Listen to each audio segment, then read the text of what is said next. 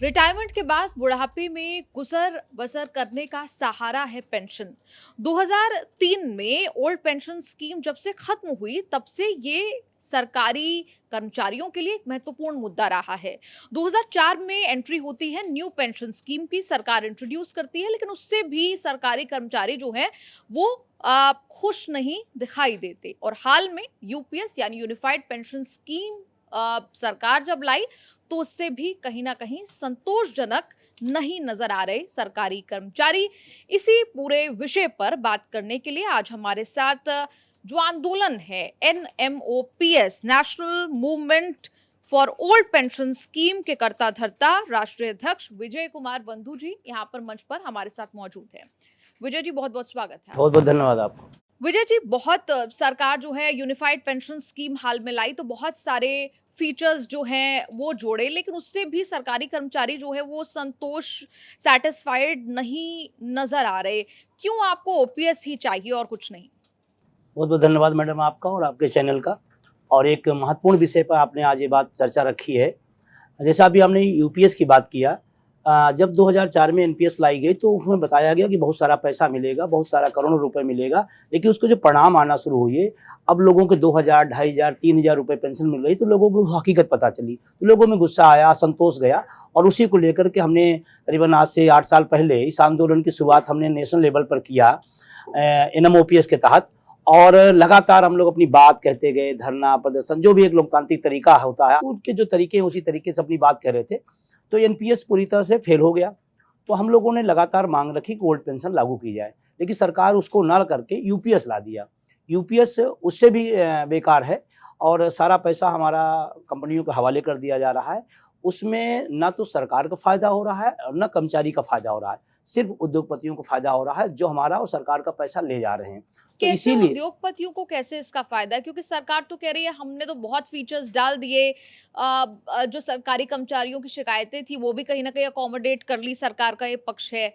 तो कैसे ये देखिए, सवाल? अगर सरकार की इस बात में दम होता तो 97% केंद्रीय कर्मचारियों ने यूपीएस को नकार दिया। और इसको 2 महीने पहले लाया गया, 2 महीने में इसको आप इम्प्लीमेंट कर लीजिए, 2 महीने बाद नहीं हुआ तो फिर 2 महीने फिर बढ़ाया गया और 97% नकारा। इसका मतलब कि केंद्रीय कर्मचारियों ने नकार दिया। जब नकार दिया तो एक प्रकार से ये सरकार की नैतिक हार है और हमारी नैतिक जीत है। इस बात को सरकार को समझना चाहिए। कारण क्या है, एनपीएस से भी गड़बड़ क्यों है? क्योंकि पहले क्या था कि हमारा जब पैसा एनपीएस में जाता था तो 40% सरकार रख लेती थी, कंपनियों के थ्रू लगाती थी, उसे पेंशन देती थी और 60% हार्ड कैश वापस कर देती थी। यूपीएस में एक सिक्योर नाम ले करके कि आपको 10,000 तो मिलेगी मिलेगी। वो पहले भी 9,000 न्यूनतम पेंशन थी, अब 1,000 उन्होंने बढ़ा दिया। उसके नाम पर सारा पैसा उन्होंने रख लिया। जो 60% वापस आता था एनपीएस में वो भी बंद कर दिया उन्होंने। इस बात के लिए सिक्योरिटी की 10% तो न्यूनतम आपका रहेगा रहेगा। अब एक बहुत सामान्य सी बात है, एक चपरासी भी अगर सरकारी भर्ती में आता है तो उसकी लगभग तनख्वाह 30 से 40,000 होती है। अब अगर उसका 10% पूरी लाइफ कटता है 30 साल 35 साल तो 25-30 लाख खुद ही होता है। अब 25-30 लाख रुपए आपने रख करके और 10,000 रुपये आपने दे दिया तो उसका कोई फायदा तो हुआ नहीं, इसीलिए लोगों ने नकार दिया। तो सरकार को ये बात समझनी चाहिए कि एनपीएस और यूपीएस सरकारी कर्मचारियों को पसंद नहीं है। एक बात जो बड़ी महत्वपूर्ण है कि आपने एक दिया कि एनपीएस से यूपीएस में आप जा सकते हैं और यूपीएस में आप चले गए तो वापस नहीं लौट सकते, ये स्टार्टिंग उनका नियम था। लेकिन आंदोलन के क्रम में जब होता रहा, हटेवा एनएमओपीएस लगातार आंदोलन करता रहा, तो अभी उन्होंने कहा कि यूपीएस से एनपीएस में भी जा सकते हैं अगर आपको पसंद नहीं है तो मैं एक ही बात कहना चाहता हूँ आपके माध्यम से, जब एनपीएस यूपीएस में जा सकता है, यूपीएस से एनपीएस में आ सकता है, तो एक रास्ता और खोल दीजिए ओपीएस का।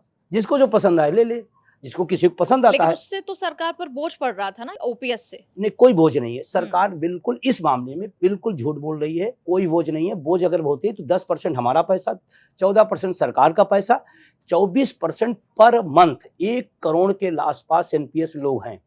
1 करोड़ को अगर आप मल्टीप्लाई 10 से भी करें तो महीने का कई अरब रुपए सरकार हमारा और सरकार अपना पैसा उद्योगपतियों दे रही, क्योंकि सारा पैसा शेयर मार्केट में लगाया जाता है। मैं ग्रामीण अंचल से आता हूँ और मैं बता रहा हूँ 95% को शेयर मार्केट से कोई लेना देना नहीं। हाँ, 2-4% लोग खेलते होंगे, मैं नहीं कहता, लेकिन 95% इस देश की जो भारतीय रीति रिवाज है उसमें बिल्कुल नहीं जाता है। तो आप उसका जबरदस्ती पैसा कटा के शेयर मार्केट में लगा रहे हैं। फिर शेयर मार्केट की हकीकत क्या आ गई कि हमें जो ओल्ड पेंशन में लगभग लास्ट वेतन का 50% मिलता था, कोई 40,000 रिटायर तो 20,000 उसका लगभग माना जाता था। आज हमको 2200 रुपये मिल रहा है।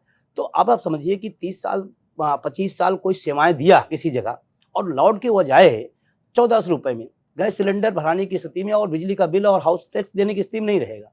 और हमारा एक सम्मान स्वाभिमान की भी लड़ाई है, क्योंकि ज़िंदगी में हमने कमाया है, अपने बाल परिवार को दिया है, और हम लास्ट में अपनी दवा के लिए अपने बच्चों से, मैं आपको बहुत ईमानदारी से कह रहा हूँ, इस समय भारत में बुजुर्गों की स्थिति बहुत खराब है। अगर अपने बच्चे से चश्मा बनवाने के लिए कहता है तो एक हफ्ते वो सोचता है कि कब कहूँ कि मेरे बेटे और बहू का मूड सही है, वो हाँ करेगा कि नहीं करेगा।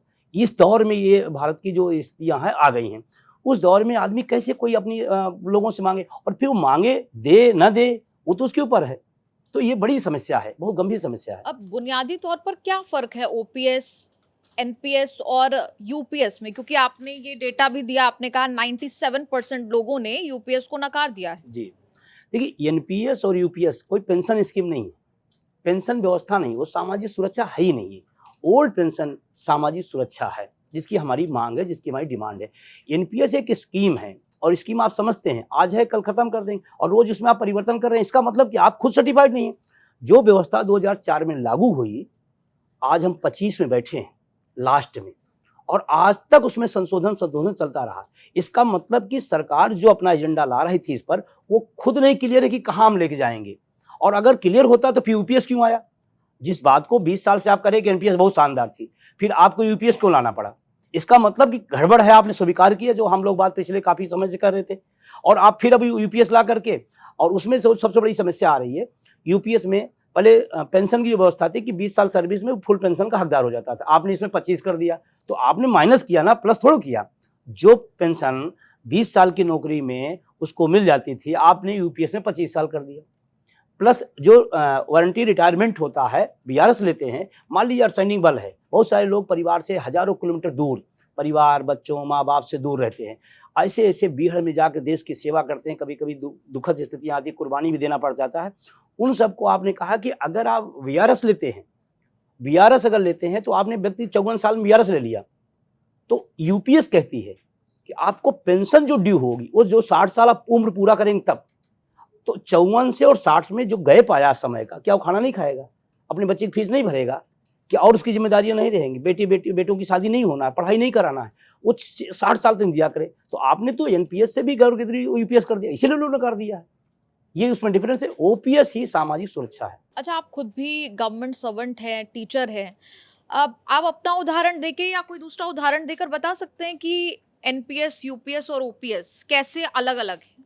देखिए, मैंने आपसे फिर कहा कि अगर हम सरकारी सेक्टर की बात कर रहे हैं, अगर आज भी कोई चपरासी भर्ती होता है तो सरकारी अस्थाई नौकरी में उसको कम से कम स्टार्टअप 25 से 30,000 शुरू होगा। ये सरकारी सेक्टर की व्यवस्था है, उसको मैं बता रहा हूँ। एक आईएएस अगर इससे आता है तो आईएएस की शुरुआत हो सकता है कि 70,000 80,000 से हो, लेकिन जो पेंशन का निर्धारण होता है वो उसके लास्ट वेतन का होता है। अब लास्ट वेतन मान लीजिए वो 30 साल बाद रिटायर होता है, तो उसका वेतन मान लीजिए 40,000 हो गया, तो 40,000 हो गया, तो ये श्योर रहता था। ओपीएस में किसी को बताना नहीं है, एनपीएस में तो सरकार ने बता पा रही है, नहीं व्यवस्था बता पा रहा है, ना उसको पता ना हमको पता है। लेकिन ओपीएस में रहता था कि हमारी 40,000 वेतन है, तो लगभग 18-19,000 लमसम हमारी पेंशन बनेगी। चलो हम इसी लगभग फिक्स्ड है, हाँ, पता है हाँ, कितना आना। वो लास्ट वेतन का 50% नियम है, उसका लास्ट वेतन का 50% नियम है, तो उसको पता है कि चलो मैं 18,000 19,000 समथिंग, कम अलग ज़्यादा उतना मिलेगा। तो उसमें आदमी अपनी पूरा जीवन का हिसाब किताब बना लेता है कि भाई मुझे ऐसे चलना, ऐसे चलना, ऐसे चलना। अभी मैं आपको प्रधानमंत्री माननीय नरेंद्र मोदी साहब जी जहाँ से सांसद हैं बनारस से, वहाँ एक चौबे साहब प्रिंसिपल थे इंटर कॉलेज के, 1,25,000 उनका वेतन, लेकिन एनपीएस में थे। उनका 4,044 रुपये पेंशन बन रही। अब आप कल्पना करें, जिस व्यक्ति का 1,25,000 वेतन हो, अगले महीने 4,000 हो जाए, वो कैसे जिएगा, किस तरह जिएगा? तो कैसे आप इसको सामाजिक सुरक्षा कह सकती हैं? इतना बड़ा अंतर एनपीएस और ओपीएस में है।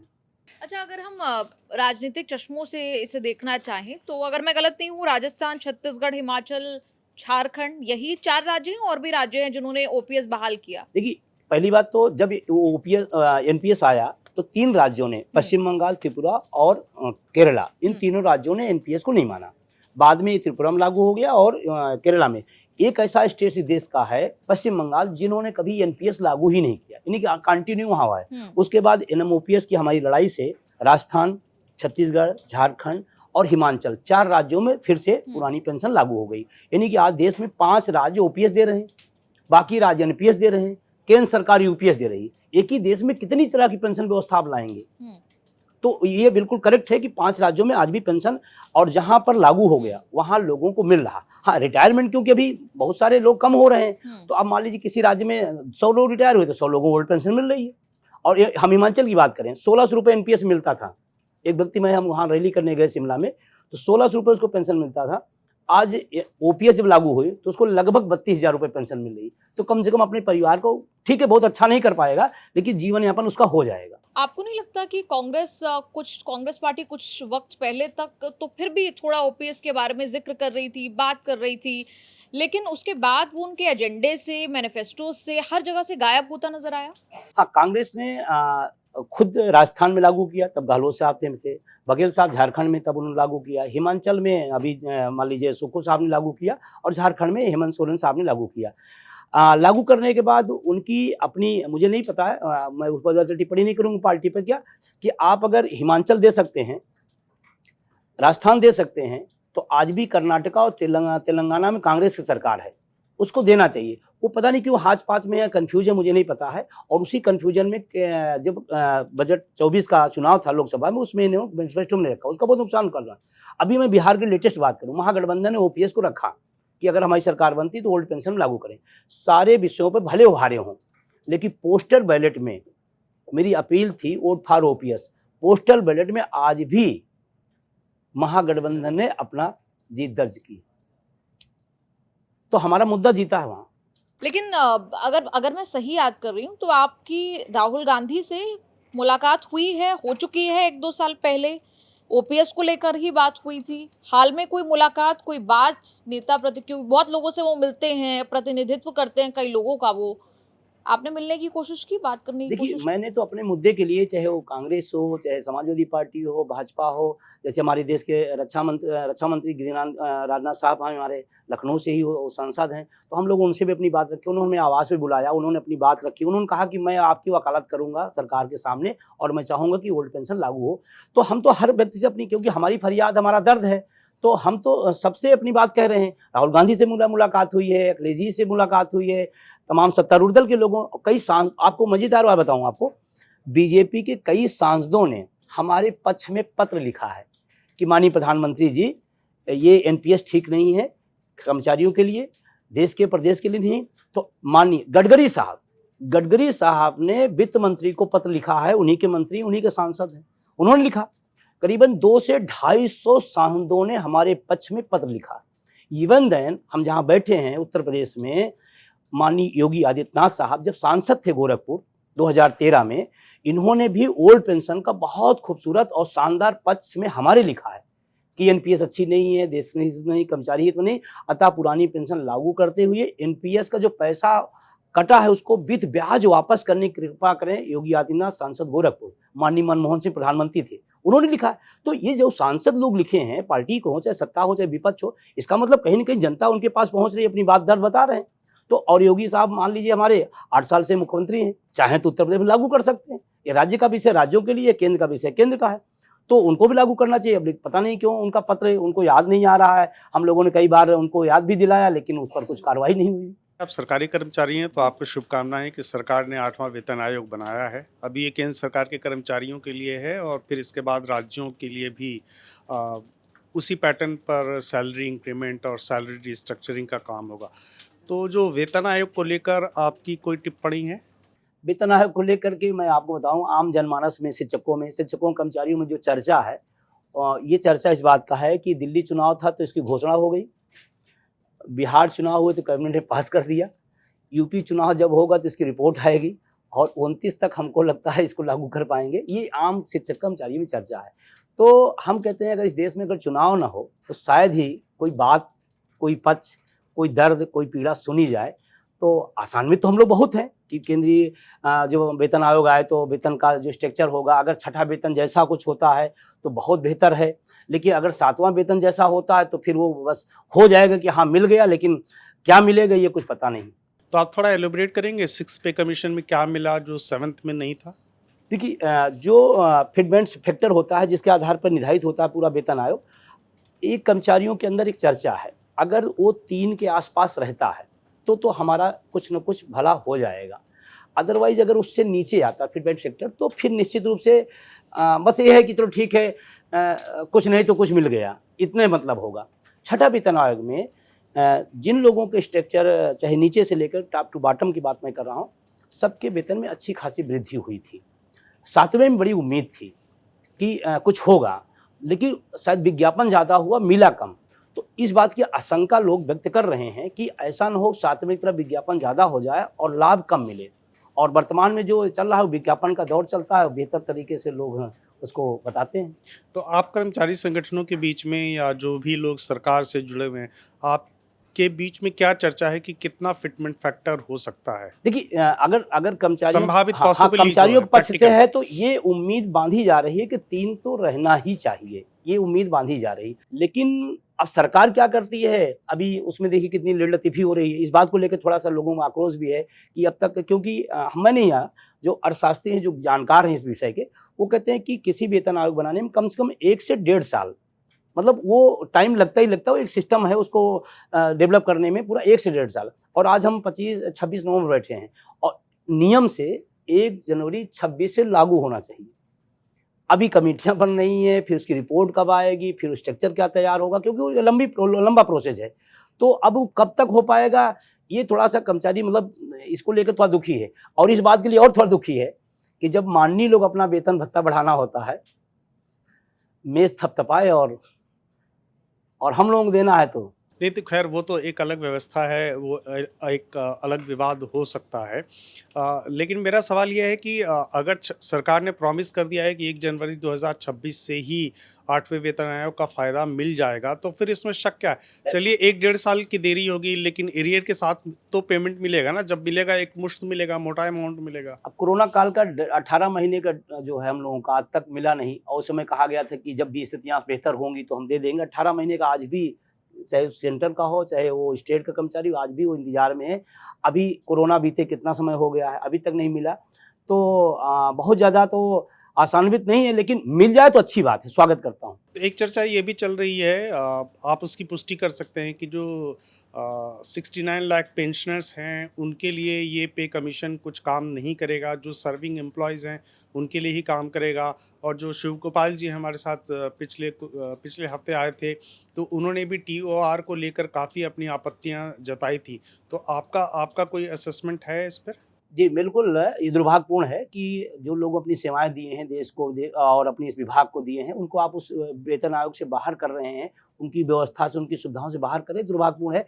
और लास्ट में मैं बता दूँ, जो रिटायर हो गए हैं, उनके पास सिर्फ़ और सिर्फ़ उसी पेंशन का सहारा है। आज के दौर में बेटा-बेटी कितना कर पा रहा है, अब हम सब उसी दौर से आते हैं। या मैं तो दूसरी बात नहीं, मैं अपनी बात कर रहा हूँ। हमको भी माँ-बाप ने पाला होगा, मेरा लाल है, मेरा पीला है और बड़े सपने पूरा करेगा, लेकिन हम कितना कर पा रहे हैं? मैं खुद महसूस करता हूँ, अपनी बात कर रहा हूँ। तो हम दूसरों से अपेक्षा, जो बुजुर्ग हमारा है, वो अपने बच्चों से कितना, महँगाई का जो दौर चल रहा है, तो वही पेंशन एक सहारा होता है। उसके भरोसे वो अपनी दवा है, बीमारी है, इलाज है, जो भी है, या सामाजिक गतिविधियाँ उसकी, वो पूरा कर लेता है। अगर उसके सेक्टर से हटा करके जिस तरह से प्लानिंग चल रही है, वो बहुत दुखद होगा। और फिर क्या होगा, उनका वेतन स्थिर हो जाएगा। फिर वो जो बीच-बीच में अपना लाभ मिलता रहता है और महँगाई के रेशियो में पहुँच जाते हैं, वो नहीं हो पाएगा। तो आपके हिसाब से फिटमेंट फैक्टर और 8th पे कमीशन में जो मिनिमम सैलरी अगर 18,000 है और मिनिमम पेंशन 9,000 है, ठीक है? तो आपके हिसाब से इस समय जो देश में महंगाई का जो स्तर है और वेतन आयोग भी इन सारी चीज़ों को कंसीडर करते हुए ही अपनी सिफारिशें देता है, तो आपके हिसाब से मिनिमम पेंशन कितनी होनी चाहिए? और सरकार के साथ जो बातचीत हुई है, आप लोगों का कोई रिप्रेजेंटेशन है कि भाई सैलरी की तो बात ज़्यादा होती है, लेकिन पेंशन कितनी होनी चाहिए मिनिमम? मैं तो कहता हूँ कि किसी को भी, मैं अपनी सेक्टर में, महँगाई के रेशियो से कोई भी चीज़ तय की जानी चाहिए। अगर महँगाई हमारे कंट्रोल में, तो हमें नहीं, ये सरकार कंट्रोल कर सकती है। लेकिन अगर महँगाई की रफ़्तार बढ़ रही है, तो निश्चित रूप से चाहे सैलरी हो और चाहे पेंशन हो, उसी अकॉर्डिंग मिलना चाहिए, तभी वो अपने को कवर कर पाएगा। अगर नहीं हो पाएगा, मैं जहाँ सेक्टर में बैठा हूँ, अगर महँगाई आएगी तो निश्चित रूप से यहाँ भी वेतन की उम्मीद आदमी करेगा, निश्चित रूप से करना भी चाहिए, हम जिस संस्थान में काम करें। तो महँगाई के अकॉर्डिंग अगर चीज़ें आगे आती हैं तो बेहतर है, अगर नहीं हो तो फिर वो धीरे-धीरे फिर आदमी अपनी जो उसकी आर्थिक स्थिति है वो डबाडोल होती जाती है। और बीमारियों का आप देख ही रहे हैं, मैं तो देख रहा हूँ कि आज तक जितने भी लोग हैं, चाहे वो प्राइवेट सेक्टर के हों या सरकार, क्योंकि बीमारी तो किसी के सेक्टर से नहीं मतलब है ना, बीमारी किसी को आ सकती है। बहुत सारा भाग आदमी के वेतन या पेंशन का बीमारियों पर खर्चा हो रहा है और एक अनुपात के अनुसार निकल रहा है, लगभग 25 से 30% चला जा रहा है। और बुढ़ापे में और ज़्यादा बीमारियां, शरीर शिथिल होती है, तमाम सारी दिक्कतें आती है, तो उसमें और उसमें ज़्यादा है।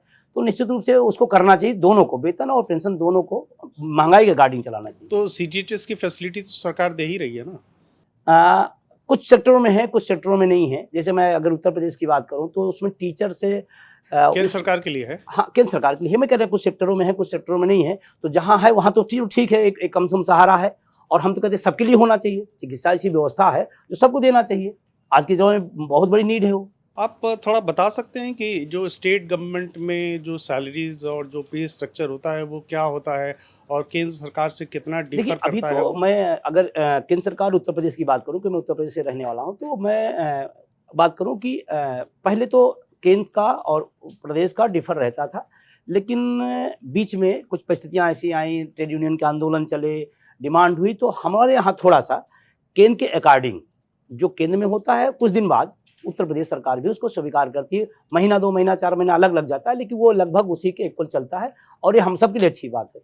अच्छा, आप अभी निधि से आपकी बातचीत हो रही थी ओपीएस को लेकर, तो सरकार ने जब यूपीएस का रास्ता खोल दिया और ये रास्ता इसलिए खोला कि एनपीएस को लेकर इतनी नाराज़गी थी और 20 साल से लगातार विरोध जो है वो थमने का नाम नहीं ले रहा। फिर भी सरकार ने 3 डेडलाइन अभी तक बढ़ा दी, लेकिन जो स्विच करने वाले लोग हैं करीब 27-28 लाख में, उसमें से सिर्फ 1 लाख ही स्विच करके उधर गए। तो जब फिक्स पेंशन यूपीएस में सरकार ऑफर कर रही है, तो अब क्या दिक्कत है और क्यों अब लोग एनपीएस में ही बने रहने के लिए तैयार हैं? देखिए, सरकार बड़ी चालाकी से ओपीएस को पर्दे के पीछे करना चाहती है और एनपीएस और यूपीएस में चर्चा कराना चाहती है कि ये अच्छी है कि वो अच्छी है।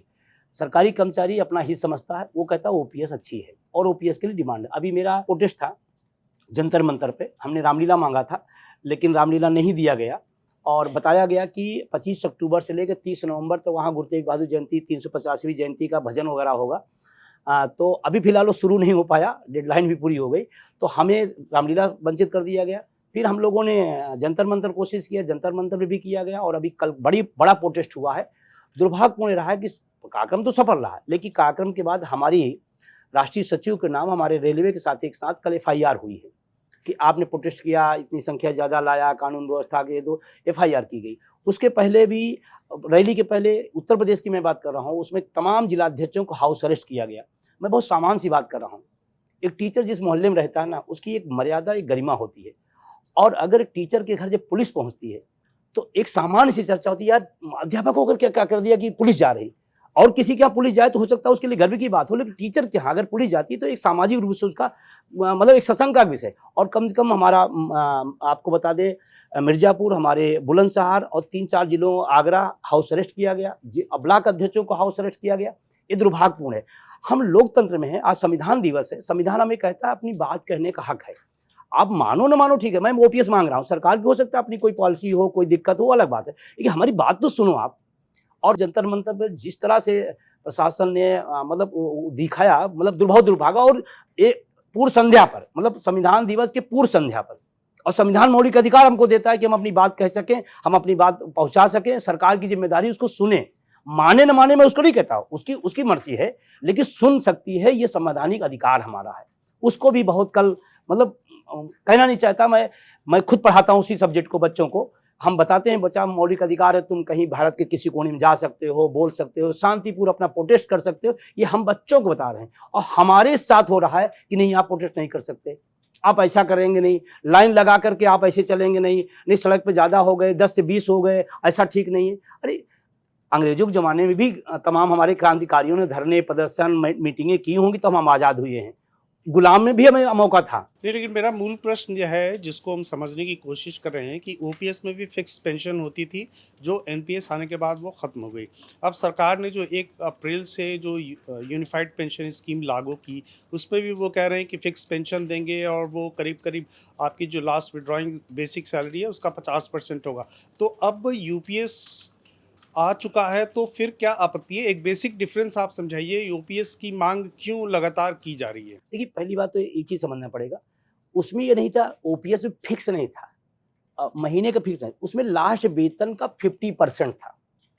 किसी की 40,000 होगी तो 20,000, किसी का 80,000 तो उसका 40,000, वो लास्ट वेतन का फिक्स था। यहाँ पर 10,000 फिक्स किया गया। दोनों में थोड़ा डिफरेंस है, समझिए कि आपको अगर कुछ नहीं होगा तो हम इतना तो देंगे ही।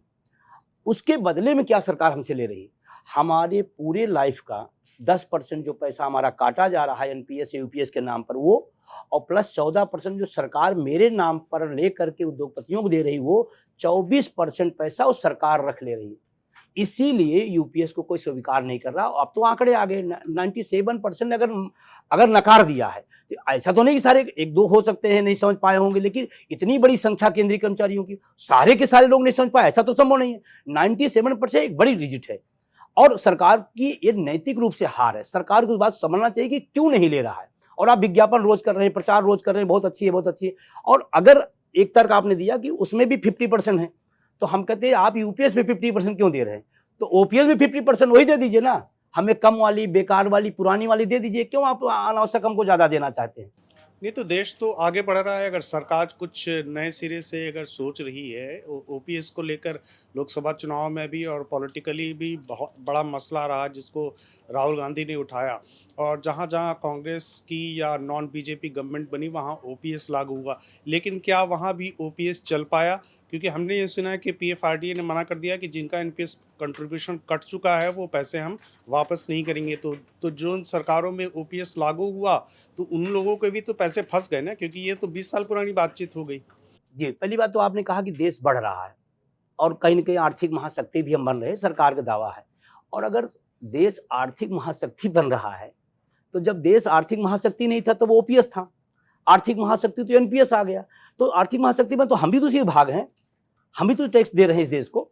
तो अगर धनखड़ साहब 3 पेंशन ले सकते हैं इस देश में हमारे टैक्स से, आपके टैक्स से, तो एक पेंशन हमें क्यों नहीं दिया जाता? आर्थिक महाशक्ति बन रही है, ये तो इसका मतलब और अच्छी बात है, हमें तो और स्वीकार कर लेना चाहिए। दूसरा, आपने कहा जिन राज्यों में हुआ पेंशन देना और एनएसडीएल का जो पैसा कटा हुआ उसको वापस करना, दोनों अलग अलग चीजें हैं। ओपीएस जिन राज्यों में लागू हो गई वहां लागू हो गई, मिल रही पेंशन। पैसा जो एनपीएस के तहत कटा था उसको केंद्र सरकार मना कर रही है, जो वो गैर संवैधानिक है। क्योंकि हमारा आपका जो कॉन्ट्रैक्ट हुआ था, हमारा आपका जो समझौता हुआ था, ये हुआ कि एनपीएस चलेगा तो ये व्यवस्था रहेगी, ओपीएस चलेगी तो। जब उस सरकार ने ओपीएस व्यवस्था लागू कर दी तो एनपीएस की व्यवस्था बात खत्म हो गई। और कोई ऐसा तो नहीं हवा में कर दिया, संविधान में, विधानसभा में पास हुआ, कैबिनेट पास किया, विधानसभा में प्रस्ताव आया, सारी प्रक्रिया के बाद हुआ ना। और उसके बाद आपने लगभग हिमाचल की 12,000 लगभग करोड़ का एनपीएस का पैसा रखा हुआ है, ऐसे हर राज्यों में। तो एनपीएस का पैसा वापस होना अलग चीज है, ओपीएस वहां लागू होना ही दूसरी विषय है।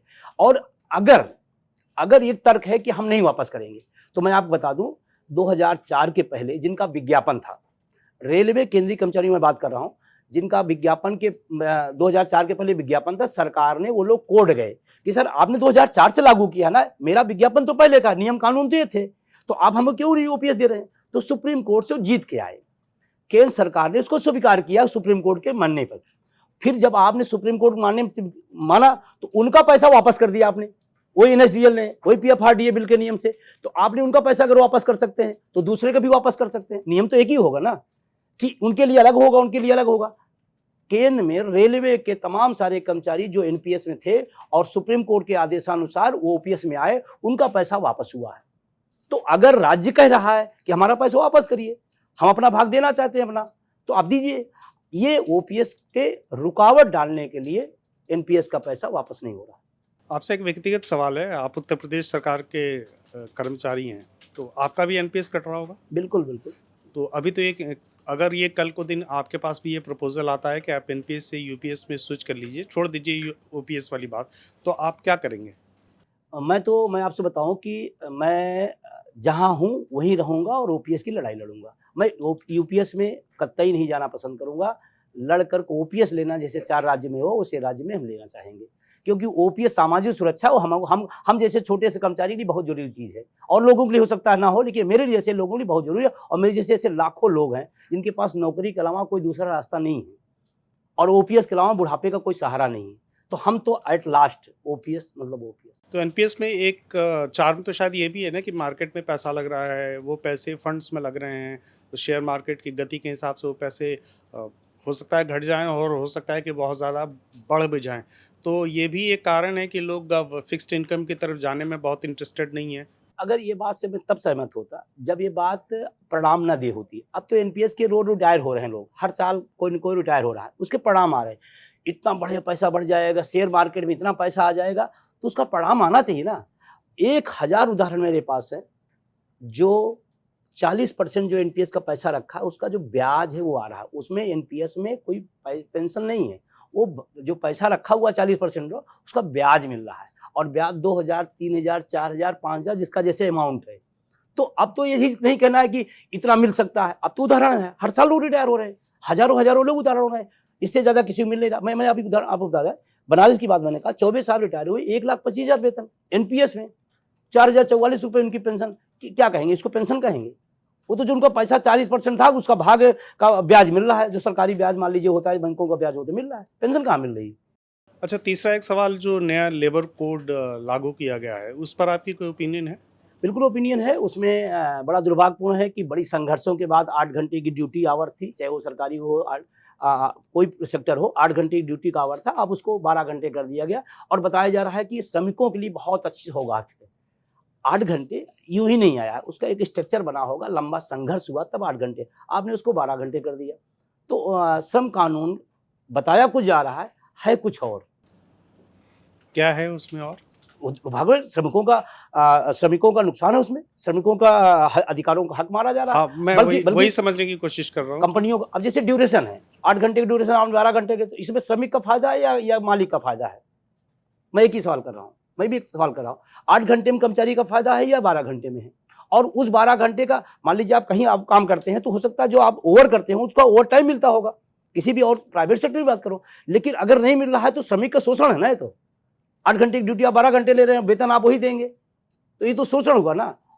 लेकिन इसका तो स्वागत होना चाहिए ना, कि जहां बिना लिखा पढ़ी और ज्वाइनिंग लेटर, अपॉइंटमेंट लेटर के अगर कोई कंपनी हायरिंग कर रही है, उसके लिए अगर मैंडेटरी कर रहे हैं कि अपॉइंटमेंट लेटर देना ज़रूरी होगा, तो ऐसे फैसलों का, ऐसे आदेश का क्यों नहीं स्वागत किया जाना चाहिए? मतलब अभी मौखिक शोषण होता था, अब लिखित रूप से शोषण करने का तरीका लेटर हो गया है। नहीं, जब लिखित होगा तो फिर सरकार है, कोर्ट है, सरकार मैं के तो कह रहा नियम हूँ है। ना, अभी तो मौखिक शोषण होता था, अब आप कह रहे हो कि लिखित शोषण 12 घंटे है। ये कौन सी उपलब्धि है?